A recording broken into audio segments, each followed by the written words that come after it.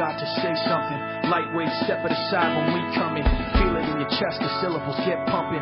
People on the street get panic and start running. Words on loose leaf sheet, complete coming. I jump on my mind, I summon the rhyme, I'm dumping. Healing the blind, I promise to let the sun in. Strip of the dark ways, we march to the drumming. Jump when they tell us that they want to see jumping. Dad, I want to see some fist pumping. Lift something, take back what's yours. Say something that you know they might attack you for. Cause I'm sick of being treated like I have before. Like a stupid standing for what I'm standing for. Like this war's really just a different brand of war. Like a DEMCAD, a rich and a fan of... All right, welcome to Wide Awake Radio. I am Charlie McGrath, your host. It is Wednesday, February 23rd. DEMCAD, also known as Reginald, will be joining us here in just a minute. If you're listening and not in the chat room, we have exactly 100 people in the chat room. If you'd like to join them, go to wideawakenews.com, click on the Wide Awake Radio link, and you can join them in the chat. Or you can just listen to it from your whatever rinse feed you happen to be listening to right now. But if you'd like to join in the chat, head on over and jump in, and you can post questions for myself or Reginald a little bit later on in the show. Excuse me, in the show. We will be taking callers, 877-342-6673 for the entire hour. All right, let's get into it, because here's the deal. A couple days ago, I put out a video saying, this is it. The collapse has begun. Reginald sent me a message where he agreed with it. So we're going to get into that subject here in a little bit. But this is a video I'm working on for that's going to come out later tonight. And in a nutshell, we have to look at the unrest that's going on. And oddly enough, I'm not speaking to the unrest that's happening in Tunisia or in Egypt or the unrest and murders that are going on in Libya right now. I'm talking the unrest in our very own country, because right now, civil unrest has begun in earnest. I don't think there's any doubt about that. But we have to be the voices of reason in this community, in the alternative media community, because I'm already seeing this outpouring of left-right propaganda, and it's on both sides. Regardless of how you feel about unions or collective bargaining or government workers or private sector, wherever you think your allegiance lie, you need to look in the mirror and realize that you're being used by an agenda, by the powers that be, as a distraction, as a way to take the focus off of where it should be, which is on the banking cabal that runs this country and the world, and our monetary policy, which has led to everything that we're experiencing right now. Economics is a boring subject. Nobody likes to talk about it. But in reality, it is without a doubt, besides your family, besides your loved ones, it is without a doubt the most important factor in your life, because you have to get up and perform in an economy every single day, like it or not. And it's the same as it is for me, as it is for Reginald, it is for you listening, as it is for the people in Libya, Egypt, wherever. You have to get up, you have to do something in order to earn something so you can eat something. And when it all breaks down, you need to look at what caused your economy to implode. And right now, in the civil unrest that's happening in this country, and I'm going to take Wisconsin and Indiana on right now because that's where it's going on. There is anger, hate, and hostility on both sides of this argument. But that's all it is. It is generated fervor by an apparatus that wants us arguing amongst ourselves and fighting with one another. The reality of it is this. Take away the collective bargaining of the unions. Okay. Fire every state worker in Wisconsin. Every one of them, governor included. Okay. Fire every governor, every state legislature in this country. Fine. We still cannot pay off the debt that these central banksters have led us into. We need to understand. We need to focus our attention, and we need to focus our anger at where it is deserved. It's deserved in this group of elite, in my estimation, in my opinion, scumbag, parasitic, blood-sucking squid that have latched on to humanity and is sucking it dry. And the end game was announced in 2008 when they were going for the last grab, the last grasp, the last bit of wealth the world had to offer, and they were going to suck it up and then consolidate and institute global governance over finance. This isn't stuff I'm making up. This isn't stuff Reginald's making up on his YouTube channel. This is stuff that we read right from the headlines. They've announced it. This is what they're doing, plain and simple. Me being angry at a fellow citizen because he's a union member, or because he's a government worker, or because he had his home foreclosed on, or he's on 99 weeks of unemployment, or he's on welfare, or whatever reason the red team says I should be mad at him for, is nothing more than me being used as an absolute ass and a pawn. All right, all I'm doing is generating anger and hate and hostility towards the wrong person. I'm taking my frustration, that my indignation that could be righteous. Yes, I'm affected. My economy's affected. And so this indignation is righteous. But it's not when I unleash it on my fellow citizen who's living in the same shell-shocked economy that I'm living in. You see, that when pulling stories for the website today, it became crystal clear to me. Because the first one I pulled up and read talked about a right-winger, a staffer, who made a comment on his blog about the police should use live ammunition against the protesters in Wisconsin. Duly fired for his comments because they were ridiculous at best. But that is the main ideology of the right, of what, if you're playing for the red team, that's what you're supposed to feel right now. These no-good so-and-so state working SOBs, they've sunk our country, unions are destroying us. And if you're on the other side of that coin, if you're on the left team, the blue team, you're supposed to take a look at those comments and get your anger all enraged, and you're ready to take to the streets and fight these people. And if you're on the right, you're getting mad because you have a story that came out a little bit later after that, where you had Democrat leaders saying, hey, guess what time? It's time for these protests to turn bloody. This is an absolute sham, ladies and gentlemen. That's all this is. It's smokescreen. It's a diversion. It's a way for you to take your anger and focus it at your fellow citizen rather than looking at what brought the world to this economic collapse. Plain and simple. All right, let's get our good friend of the program, Reginald, also known as DEMCAD. Let's get him on the air and get his take on current events. Reginald, are you there? Oh, yeah, I am here. Hey, how are you doing? I'm doing okay. I'm fighting a sinus infection. I have been all week, and I made it through 13 minutes without you're coughing doing on air. Well so far. Yeah, I was just thinking about some of your comments, and basically the way the economy is going, even with the way that the government's playing with the numbers, the unemployment numbers, which I did a video on that, and you also did some videos on that as well. Uh-huh. With the unemployment situation in this country, the fact that things are going downhill, people are going to get angry anyway. So it's better for the establishment, the powers that be, to have that anger directed at one another. It's better that we're in the streets throwing rocks at one another instead of us getting angry at the actual cause of our situation. And so it's a lot better to have all of us going after one another than to have us focusing on, how can I put this nicely, the owner of the plantation.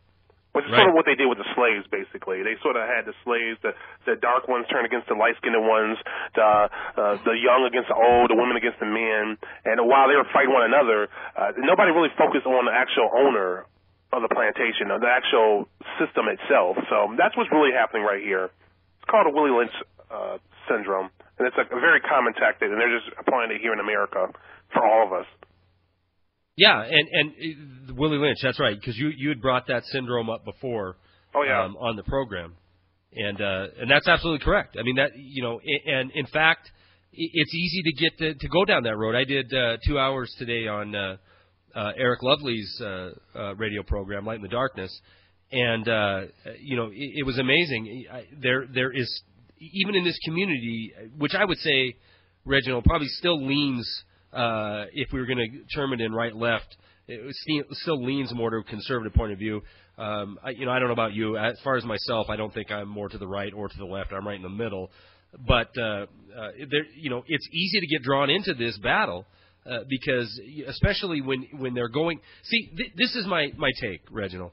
I think what we're going to see is an assault first on the implementation of austerity first on the government level, because then it gives more cover to implement these draconian austerity measures on the private sector, increasing taxes, reducing services, that kind of thing. That's all coming following the smackdown that the government workers are going to get. But if we are fighting amongst each other, blaming, whatever, you could do it race, you can do it class, you could do it sex, whatever you want to do. But if we start doing that, and I think, Reggie, I think that your channel and my channel will probably a natural progression of trying to point out what's going on and trying to get a grasp on the truth. I think we will actually be more of a calming outlet rather than a gloom and doom outlet, because I'm not really surprised by what's going on, but I think a lot of people are. I think a lot of people are taken aback when they see protests in Wisconsin and Indiana, and I think they're really going to be taken aback when they see what's coming down the road in the way of extremely high food prices, extremely high energy prices. So I think alternative media at that point will turn into a more a soothing place to tune into, because it'll be more of a voice of reason rather than a voice of panic, which we've both been accused of over the last couple of years. Yeah, exactly. But I always laugh when people say things like that about our channels, because we don't really strive to scare people. We strive to inform them. We just want to empower people. We want people to take the information and look at the information themselves and make their own decisions and make smart decisions. And that's pretty much all we're trying to do here with our channels. And it's a shame that people aren't always getting the real lesson. People aren't really figuring out what we're trying to do here. But a lot of people are getting it. A lot of people are waking up. I mean, even people that I thought would never do anything, they're actually talking about water filters and things like that. So it's quite fascinating. It's Some amazing. people are actually waking up. Yeah, that is amazing. And I talked about that with Eric today. I mean, this community, everybody listening in the chat room right now, by the way, if you're not in the chat room, there's 121 people in there. You can go to wideawakenews.com and click and join the chat. But people listening in the chat room, listen to our videos. I didn't pull up your channel today, but I'm sure you have about 100 billion subscribers by now and 3 quadrillion video views. This isn't really surprising to this community, what's going on. I think more than anything, we're saying, wow, it took this long for the unraveling to begin. So what we see going on now has the, I don't know what to call them, the sheeple, the masses. I see more panic now in my fellow coworkers and people I meet on the street. They're where we were 2 years ago. They were looking. We were looking for truth then. I was looking in the first Tea Party marches when Bush was handing out $600 checks. We were looking for justice and truth then, and now you're seeing this mass awakening. And I think, Reginald, that is one of the reasons we're going to have a very rapid acceleration from this point forward. They can't afford, 300 million Reginalds or 300 million Charlies or 300 million, the folks in the room waking up and, bum rushing the bums who got us here. No, that wouldn't be very good for their situation. No, the idea is to really get us to turn against one another. And it's pretty amusing watching Washington in general. I mean, once you get to the point where you're looking at them for who they really are and what they're actually doing, it's really easy to see right through their nonsense. I was just reading about how the Republicans are going to cut $60 billion, which when you look at a deficit of 1.5 or 1.6 or $1.5 trillion, I mean, it's actually quite laughable. It would be like me getting drunk, going to bars, spending $150 here, $200 there, then going to Best Buy, buying 3 big screen TVs, buying a $1,000 sound system, buying an Xbox, a PlayStation 3, buying $500 worth of accessories and video games, then going off to more bars, and then finally stopping at a gas station and picking up a candy bar and saying, you know what, maybe I should hold back. Maybe I should put the nickel in my towards the debt you just built up. It's just crazy at this point, and we're spending so much money just on the interest on the debt. I don't think people realize how much of our money is going to just the interest on the debt. It's beyond imagination at this point. I think people are comfortable because they assume that, well, because it worked yesterday and things have been going on like this for years, that it's going to continue. Well, if this could really work, then empires would have stayed together, would have stayed intact for much longer than they really have. This type of system always falls apart, and I'm afraid that a lot of people in this country aren't really prepared for it psychologically, practically, physically, and when it happens, I think we're going to get an even more extreme reaction than the reactions you've seen in other countries. Oh, I agree. And my hope is that it doesn't turn into what we see going on in Egypt and in Libya, where people are dying. But my reality, my awake side of my brain tells me that's exactly what's going to happen. You know, when I'm pulling headlines for my website and I'm catching these stories about, you know, the righties are saying the lefties want blood and the lefties are saying the righties want the police to use live ammunition, I know where this is going. This isn't going to end well. You know, and this isn't protesting over future money being spent. You know, I've said this over the last couple of days. The rubber has met the road. It is go time. Period. You know, now money, actual dollars are going to start coming out of people's pockets to pay for the crimes of the Wall Street banksters. And this is when it's going to get real. And this is when we're going to see the kind of things that you've been warning about for so long. Yeah, not only that, their dollars are going to mean less. Absolutely. They're going to be buying less, which is going to be the real big shocker when they see the food prices go up. Because we've both been talking about food prices going up across the world, the price of wheat, the price of a lot of different food items. I mean, hitting almost record levels. And this is according to UN organizations as well. So we're going to see the consequence of it. And I think really the source of all the rioting, people are talking about democracy and in Egypt and blah, blah, this, and elections and reform. I think it comes down to people aren't able to support their families. The cost of food has gone up so much that people cannot afford to feed their families. They have 30% unemployment rate in some of these countries where people are rioting, and that's what's really driving it. People can't afford to support themselves and their families, so now they're getting pissed, and they want a change, and that's really what's driving it. That's really what's really getting people angry. And the consequences of Bernanke and crew devaluing the dollar, we're beginning to see that. We're beginning to see that now it's going to take a lot more dollars to buy the food you used to buy. Well, we're seeing the consequences of that. So. No, I agree with you. I was just going to interject with what the dollar did today. We're at 77.19, down 0.17 on the day. And today is the quintessential collapse day that I had imagined, where we saw a significant increase in gold and silver, a falling dollar, and a Dow that's down 107 points. I think we're going to see a lot more days just like this, Reginald. You know, unless by some miracle there is a program out there, a kick the can down the road another year program, or cover up or con job that the government is going to unleash. But man, you know what? I think I think they're all in. I don't think there's any more bullets left in the gun. The Federal Reserve, you know, they've had zero interest rates for infinity now. Now quantitative easing is proven to do not what it was intended to do, and now you have a devaluing dollar, and all this cash has been pumped into the system, trying to find some place to go. You see people leaving the stock market, leaving equities, and they're looking for a place to put their money. They're putting it in gold and silver. They're putting it in commodities, which is going to cause more pressure on these to rise higher, all in a stagnant world economy, or at least the Western world economy. Maybe some of the developing countries are having a little more growth activity. But even there, we see a massive bubble in real estate in China. And you know, any one event that's happening right now globally could lead to a catastrophe.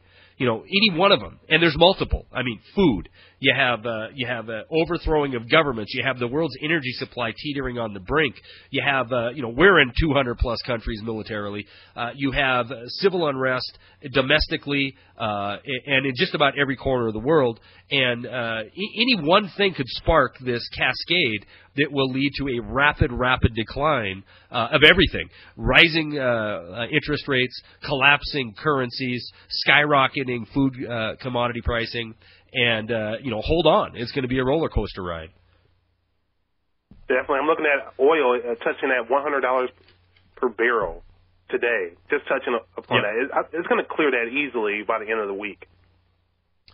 I thought it was ironic that yesterday, excuse me, I thought it was ironic yesterday we had a few stories that said, well, we could see $5 a gallon gas, maybe in part of the country, but probably just California. Boom, we hit $5 today in California. They were talking $150 a barrel oil potentially. I saw some stories today that people are predicting if Momar crazy nut job goes off on his country the way he has talked about doing, we could be looking at $300-400 a barrel oil. And that's one of the fingers in the dike, fingers in the proverbial dike that I'm talking about. In Muammar Gaddafi, they tout in mainstream media how he produces 2% of the world oil. True enough, but there's 20% or so, roughly. I'm pulling that figure out of memory, that runs through his country on pipeline that he could stop. He's already ordered sabotage. He's killing his own people. He goes ahead and messes with 20% of the energy supply of the world, and then it's game over. As somebody said in the chat room, game over. Well, he said in the speech that he hasn't ordered any shots to be fired, which is really funny. But then he also said that if he does order any shots to be fired, the whole country is going to burn. Everything will burn. Those were his words. Everything will burn. So if 20% of the oil is really going through his country, what does that mean for the prices here in America? And what does that mean for the trucking industry? What does that mean for the food that relies on the oil? What does that mean for all the industries that rely on oil for packaging? What does that mean for delivery? Right. I don't want to interrupt you, but we're going to take our one and only break. Reginald, if you have questions for Reginald or myself, 877-342-6673, or start posting them in the chat room now. I'll try to write down as many as I can during the break. We'll be right back with DEMCAD, also known as Reginald from YouTube, and more Wide Awake Radio right after this.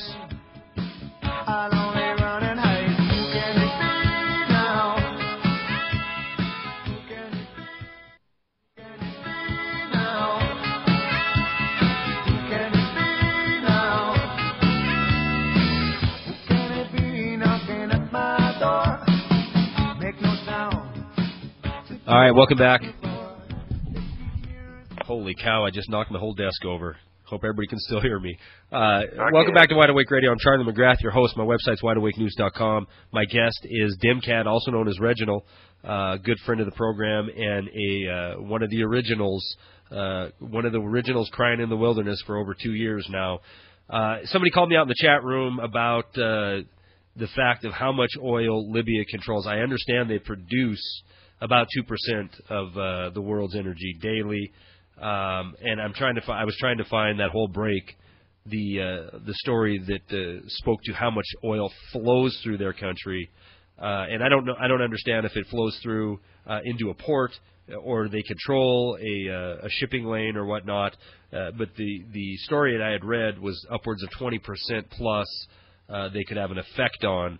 And so I'm going to try to find that story before the end of the show and put that into the chat room so people didn't, if you think I misspoke, I want to clarify. So, Reginald, let's talk about Libya for a minute. All right. Unbelievable what's going on over there today. Is this, there's two schools of thought. Completely engineered. We have it being run out of D.C., this unrest. The reason, the backstory would be they need something to blame the next giant leg down on the economy on. That is one theory. The other one is it's completely organic. It's growing out of the Egyptian and Tunisian unrest and pushback. Where does your thought pattern lie?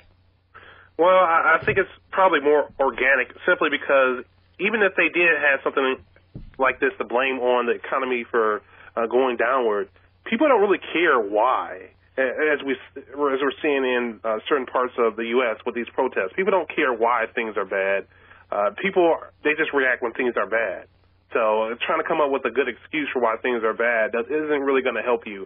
If unemployment continues to increase in this country, people aren't going to want to hear the excuses. Yeah, so they're not going to. I think it's more. I think a lot of this food, a lot of the food that people buy in these countries, a lot of it is a lot of this food is priced in dollars or currencies that are highly linked to the dollar. And I think when the devaluation of the dollar happened, it sort of forced the prices to go up in other currencies that were heavily linked to the dollar. So that's pretty much my theory. Yeah, well, you're right. I mean, when it all hits the fan, people aren't really going to care. I'm with you. I think this is organic. I don't think you can have this many people for this sustained period of time. And I think the reason you alluded to earlier is accurate. You know, it isn't because they're searching for their color revolution. They're searching for something to eat. And the poorest countries in the world are the first to be affected by all this insane monetary policy that we have. And to that note, I want to switch gears just a little bit. Thanks, Cow knows 1.2 million barrels a day is what Libya produces. I understand that's what they produce. What I was trying to get at was how much oil could Gaddafi potentially disrupt. So if anybody has an article on that, dump it in there. I want to check it out. What I want to jump to now. Put an article there with some information on oil companies in Libya and how they're sort of linked. Okay, cool. It's a Reuters article, so you can check that out. I'm pulling it up right now. I did want to shift. Hold on one sec, Reginald. I can't get through the whole show without that. So I wanted to jump gears or jump a little bit in the same vein, though. It's hungry people around the Middle East who are pushing back, and the G20 notes coming out from there has the IMF, and I dumped this story into the chat room a little bit ago. They have a plan, man. They're going to save the world from going hungry. And I'm reading this, and I'm like, oh, my God, here we go again.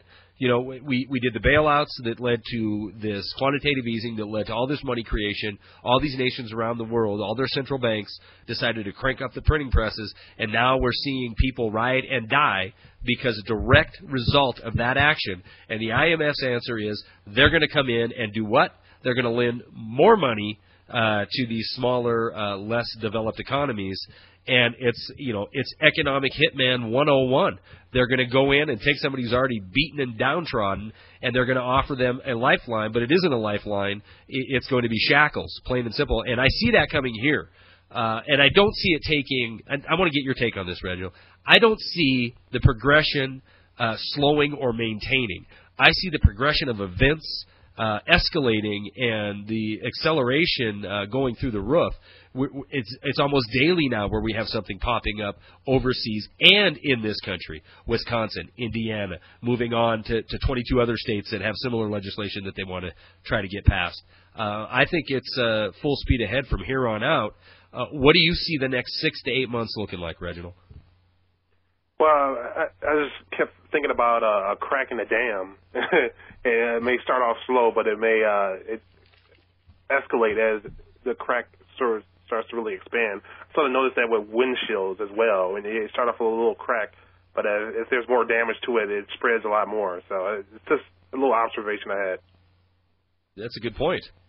It is it's a finger in the dike, like I said, and it's being pulled out, and it's go time for sure. What are we looking at in the Midwest? Are we seeing a lot of this pushback by state workers and local workers? What did I read, that Detroit has to close half their schools now? Oh, that's just insane. Basically, their population has been decreasing for the last decade or so, simply because a lot of people have been moving out of the city. It's been suffering economically. Its industry, its automotive industry, has been in decline. A lot of the jobs have left the country. A lot of people have left the actual city, the area. And what's happening right now is the state is telling Detroit that they're going to have to shut down half of their schools. Half of their schools. They have about 74,000 kids in their district. By 2014, they're probably going to be down to 59,000 kids. But they're going to shut down half the schools, and they're going to put 60 kids in certain classrooms. They're going to actually have 60 kids in classrooms, probably the high schools. 60. Unbelievable. It's unbelievable. It'd be completely unmanageable. We do have a caller. Do you want to handle a phone call? Sure. Right now? All right, we're going to go to Tim from Seattle. Tim, are you there? Yes, I am, Charlie. Hey, thanks for the call. I appreciate it. Dim and Charlie, I've been looking at this, and if history's any lesson, it looks like it's going to go to gangology. I mean, it looks like the country's going to be broke up into groups of city-states and even all the way down to a gang. And I'm looking at the board, and I'm thinking, you got two choices. Either you get part of a small community and get ready for this tidal wave, or you start forming up a crew, start taking scores, knocking banks over, and go the criminal route. But I'm just taking a look at, how do you think it's all going to stick together? I mean, the whole thing looks like it's breaking up. Well, I agree. It is breaking up, and battle lines are being drawn right now. And you need to look no further than these ridiculous articles coming out where the so-called left is calling for blood, and the so-called right is saying the police should use live ammo. I mean, that tells the whole story right there. It could come unhinged and uncorked very quickly. I don't know about taking the criminal route, but I certainly do believe that your network that you have, wherever you live, you're in Seattle, I'm in Montana, Reginald's in the Midwest, your network of friends and family are going to become more important than you ever thought possible. And actually, that could be one positive thing that comes out of this environment we're in now and going forward, is you're truly going to lean on the ones you love, and you're truly going to understand the value of family and the value of loyalty to one another. So, Reginald, what are your thoughts? Should we go rob some banks, or are you going to take a different route? You're definitely going to find out how many friends you really do have. A lot of people are convinced that they have 20 or 30 friends. No, you don't. You're going to find out really quickly how many friends you actually have. As far as crime, I definitely think there's going to be a lot more crime. And I think it's going to be interesting because not only do you have less resources going to people, and that's usually when you see crime goes up, not just unemployment, but when you see people have less access to resources, whether it comes from the government or whatever, that's when you see a lot of people get desperate and turn to crime. It'll be interesting to see what happens with all these college students, all these college graduates, all these people with all these degrees. Some of them worthless, but some of them are actually pretty good degrees. There's a lot of people who actually have some really good trades, blue collar, white collar, whatever. People, electricians, carpenters, people who actually have real skills. People with majors in computer science. It'll be interesting to see what these people do when they don't have a job, especially the younger people.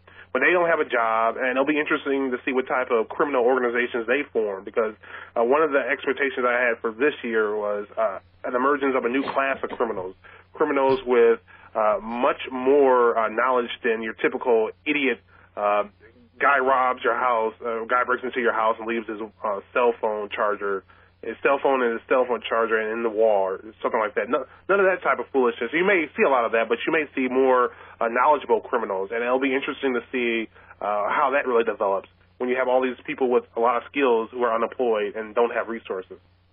Yeah, that's right. And on top of that, couple with that, with austerity comes a diminishing police force. So you will have less security, less police roving the streets, and that's coming. I mean, what did they do? They handed out pink slips. Where was that at? Rhode Island today. They handed out pink slips to every single teacher they had, just in case they want to fire them next year. They have to do it by March of the previous year. So they're putting all these government workers on notice that austerity's coming, plain and simple, and it's not going to stop with teachers. It's going to go to police, firemen, services that we've all come to expect when we pick up that phone and dial 911. Well, that's going to change. I mean, it has to change. It isn't a doom and gloom. It's reality. We don't have the money. We don't have the tax base. We went from projected CBO projected deficit of $1.24 trillion this year to a White House admitted $1.67 trillion this year, and it was all because of the $300 billion was all because of a shortfall in revenue. That is services that are going to go by the wayside. Now, if you were a too big to fail bank, they would just steal from the future and pay you off now. But you're not. You're living in your house. You're just a citizen. You're a sheeple. You're a cog, and your services can be let go. So Tim, it's a great point. I mean, get together. Yeah, my last point. I think the biggest thing, the single biggest thing that anybody can do, is find out where there's a prosperous area, like here in Western Washington. We haven't been touched like Detroit or Philadelphia or Atlanta, any place. I mean, it's literally recession-proof out here. But find a place in the country where the money's at and then move. I think the biggest thing somebody can do is move. Okay, thanks, Charlie. Hey, Tim, thanks for the call. I greatly appreciate it. So we have the lines open, 877-342-6673. You can call in with questions for Reginald. I did write some down from the chat room. Holy cow, we have 130 people in the chat room still. Usually we lose a chunk of them after the one and only commercial break, but they're hanging around tonight. That's got to be you, Reginald. And I can prove that. I can prove that because for the first time ever in my life, I've seen a chat room handle of DEMCAD's Got Girls, which you got fans, man. They're following you around, so that's outstanding. Crystal had a question. If you got more questions, post them in the chat now. I'll try to get to them, take them out of there. Crystal had a question about trucking. Do you think we'll see a standstill in trucking? I'll answer that first, Reginald, and then kick it to you. I think that that's a tough one because I printed a chart on the Baltic Dry today, and because I wanted to see where it stood right now, and it's way down. So the actual demand for fuel, I think, is low. You know, the world's economy is stagnant. Like I said, there's some emerging economies that seem to be booming in a bubble right now, but the superpower, the United States, the number one economy in the world, is languishing. So the need for fuel is always going to be there, but the high demand isn't necessarily there right now. In fact, I think most refineries are running at about 80%. That being said, I don't think speculators and I don't think the good boys on Wall Street would ever miss an opportunity to speculate the market to the moon. And we could certainly see $150, $200 a barrel oil, and that'll put a lot of businesses out of business. I know I'm in the business world. I see the sales we make every single day, and I'm telling you one thing right now: we're trying to exist on volume. We're certainly not trying to exist on margin because it just isn't there. You have to give stuff away, almost literally in some cases, to get some volume sales going. So if we saw a big ramp up in fuel prices, I think it would stall this economy that's already in reverse, in my opinion. So that being said, everything you eat 1,500 miles before it gets to your grocery store shelf. If we saw high fuel prices, it's going to get ugly. I hope you have a few weeks worth of supply stored. One of the reasons guys like DEMCAD's been coming on for a long time saying, put some rice in, put some lentil in, put a couple weeks worth of man-made or natural disaster supplies in your pantry because these days could come. Well, guess what? We're almost there. Go ahead, Reginald. Absolutely, and I hope people have been listening. I really do. But the people who didn't listen, they're going to be dealing with a situation where they're going to have to buy food, but it's going to cost a lot more. So if you were listening, then you should be well prepared. It's interesting, whenever there's a snowstorm, people rush to the grocery stores. I mean, it sort of shows you how few people are really preparing. That they have so little food in their house that they're rushing to the grocery store simply because of a storm. They should already have plenty of food stocked away, but most don't. Most don't, but it is being talked about more, Reginald. You alluded to the fact that the general public is starting to be more concerned about things like gold and silver and monetary policy. I see more and more people that I work with, that I deal with, that are talking about, oh man, I got to get to Costco because they understand that the South just had a big freeze, northern Mexico just had a big freeze, and produce is about to shoot through the roof. They understand that corn has virtually doubled in the last 6 months. So like we've said for a long time, a lot of people aren't going to know until it kicks in their door and hits them in the head like a sledgehammer. And I truly think that's where we're at this point. I'm going to go to another caller, and I think the chat name is Nisam Live. I hope I'm not butchering that. Nisam Live, are you there? Yes. Can you hear me? Yeah, I can. Oh, yeah. How do I say the name right? No, that's okay. It's Ninzium Live. Ninzium Live. Ninzium. Okay, Ninzium Live. Thank you for calling. I appreciate your participation. Do you have a question? Yes. No, I just wanted to make a real brief comment. Charlie, first of all, I agree with what everybody is saying. You, Lindsey Williams, Alex Jones, everybody in the Patriot movement. But, Charlie, what's happening in the United States is the holy divine judgment of God Almighty. Now, I know this is not a religious station, but what we are seeing is God literally shutting down industry top to bottom in this country. We are going to see super terrorism on a geometric scale. We're going to see horrors beyond comprehension. All we can do is to repent before God, get our food, get some ammo, pray for your families, connect with some neighbors that are like-minded, and pray like hell that we have the strength to endure what is coming, because all our anarchy and civil war is coming to the United States. If you look at the Middle East, these Middle Eastern countries, people are blaming the U.S. for what's happening in these countries. Right? We could see super terrorism straight from the very bowels of hell. And may God in heaven help us, and may God bless everybody here. Bye. Hey, you know what? I greatly appreciate your passion, and I appreciate your call. So let's get into the Armageddon scenario, Reginald. First of all, you're right. I've said on here before, I am a Christian. I don't come on here and talk religion. That's everybody's own choice and their own, it's their own path they're going to take. There's plenty of good stations that do that. However, Reginald, it's kind of hard to read the book of Daniel or some Revelation and not draw a correlation to what the heck's going on right now. And he's right. There is the Middle East. Let's talk about the Middle East for a second. These people, Mubarak in Egypt, he was receiving $1 billion+ a year from our very own country. Our tax dollars, right, are going in to support this despot, and then we have Gaddafi, who ever since he became a great partner on the war on terror in the early 2000s, he has received pretty much a blank check from our government, or I should say a blank check. He's received a blind eye on how he's treated his people, and I'm sure, I don't know this for a fact, but I'm sure we're subsidizing him for his cooperation in the war on terror. But in reality, the citizens who have to live under this effect are the ones who are building up animosity towards the U.S. And I truly have a tough time saying this because I served for my country. I was in the Army, and I was in a war for this country over in that region of the world.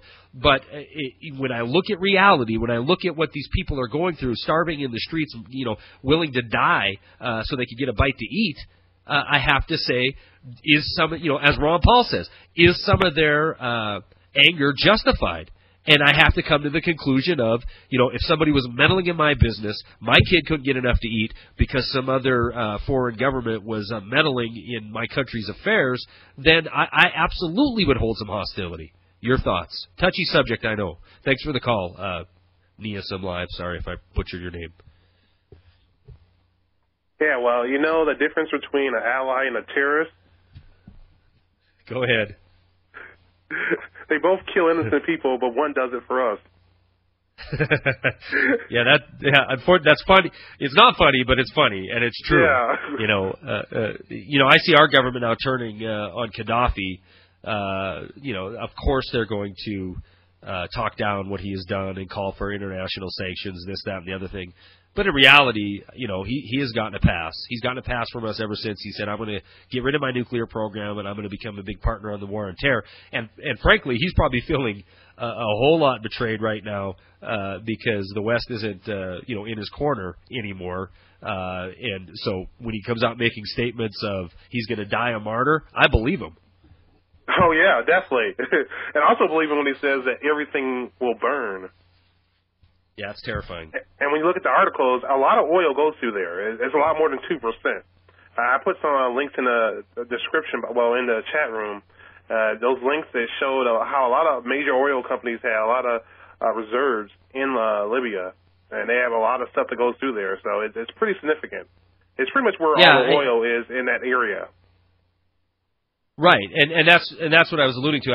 I'll read that article. I'll probably have to wait till after the show's over, but I'll read that article and try to be a little more clear on that tomorrow when Dex is on. I know the production of the country is 2% or less, but I know he has the ability to affect. I'm going to leave it at that. The ability to affect a great deal more than 2% of the world's oil supply. And it really, another news report came out today. I sat down to shoot a video before the show, and I alluded to that a minute ago. was going to be on, how to treat your fellow man. Let's not lose focus when this anger is being generated. But there's so many articles, Reginald, just coming nonstop, on different topics, on different regions of the world. I didn't even mention yet, with about 2 minutes ago on the show, that Iran is back in the mix because they're sending warships out for the first time since 1979. They've encroached into territory they haven't been in since that time frame. So tinderbox is an understatement, wouldn't you say, to that region of the world? And that, that literally could spark everything into, basically, as the caller said, Judgment Days type stuff. Well, I hope it doesn't get that bad. I hope the power grid doesn't go down here in America, because you think you've seen bad things, you're going to see something unlike anything we've ever seen in this country if that ever happens. But let's just hope that stays up, because if something like that happens, you're going to see a lot of sick people who rely on medicine die, essentially. You're going to see a lot of food systems break down, refrigeration break down, and if people don't have any backups, they're going to be in big trouble. So I really hope that doesn't happen. I hope it doesn't come to that. Absolutely, and I think the important message, I know mine has been mentally prepare for what's going on. If you're not there, it's too late. I mean, you can't mentally prepare if you were yesterday thinking the economy was recovering because the Dow Jones is at 12,000 points.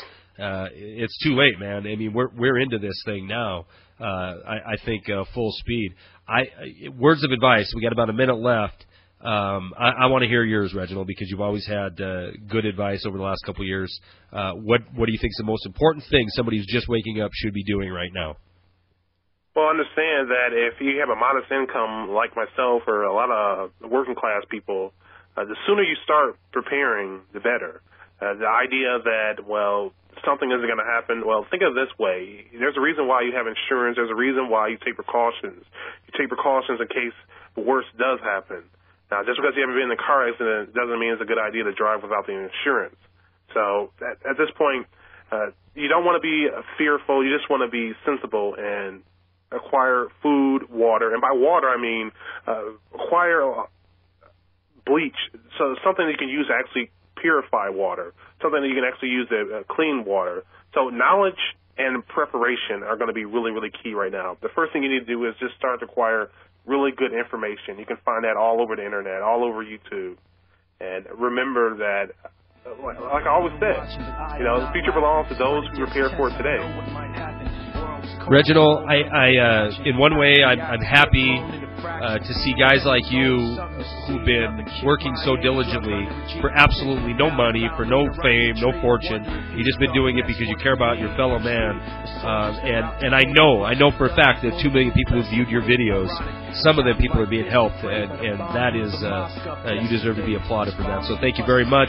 Thanks for coming in and spending the hour with me. I'm probably going to get you back a little bit more often as things progress and get worse and worse. But thank you very much. Everybody stay tuned because Jeff Rintz is coming up next. Tomorrow night we have Pulse Scan 72, also known as Dex, also known as the Vulcan, and he's got all kinds of things to tell us. So make sure you stay tuned tune back in tomorrow night, and we'll find out what the markets are all about. Down 300 points in 2 days, gold and silver on fire. Hang on, folks, it's going to get crazy. We'll see you tomorrow night.